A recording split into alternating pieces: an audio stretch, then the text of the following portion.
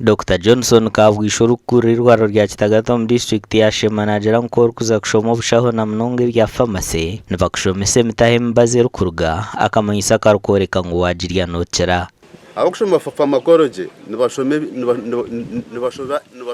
emiti ebishaka nembaze rukurugamo so otakagira ngo kushoma pharmacology nibashoma za tablets za Panadol no arhib emibrio abakushoma pharmacology abingi nabamanya emiti na no mugashogwa emiti so habandi hargo group ikenda ngo developing emiti harge mwe mbazi ejo group shime ka government shime kuba tujahagera aharukara rwe demonstration farm muri Nyakabirizi division ishaka Bushenyi municipality aho bine mitiye kabiru kikabana nshanjo na munane rukutambe ndwara zitarukushana kandi ababembazi yabo nubongeraho mutindo ningash value addition ngo muti nabagweto mutatembwa umutatembwa nukurana n'amahwa nco bagweto mutatembwa umunyankori kandi no muri yohandi bagweto murema nkobe nabwo nkobe tuzuru gutemba konkana gwe no mutumuru njacu kwatene mbazi nugongera appetite umuntu yana ruzinga appetite na gunywa na mbazi gwagwe gwe koko reba guhizi nambogweta gote no mubazo gutukutamusa prostate birindwara iriko mu nombashija so tunga abantu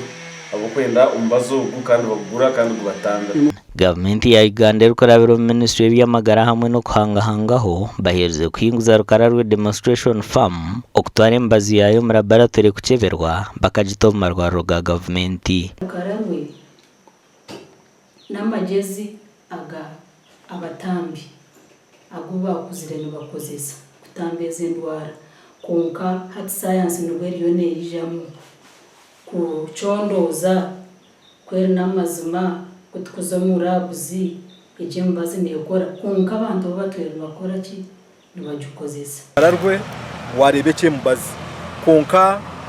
ntukora byinji kukira aha mubazi kugira ngo ejemiti na wajibyara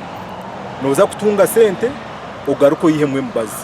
kandi ecyakashatu ugaruke ukonserving the environment mwentu wakwentutera abantu umuranga ngo emiti nkeje aruhe miteta kire kubura ahakayawo byare miti urinde byo buhangwa byare miti utunge sente byare miti utungo mbazi Dr Johnson kabwisha najera ngo umuntu rukorese mbazi yebishaka tarukushana no rukoze se kijungu ngo ncahabwe ncenyamisho zitarukurwara rwara nk'abantu ati onukwe kuterera government umaranga nane binte bikozese bishaka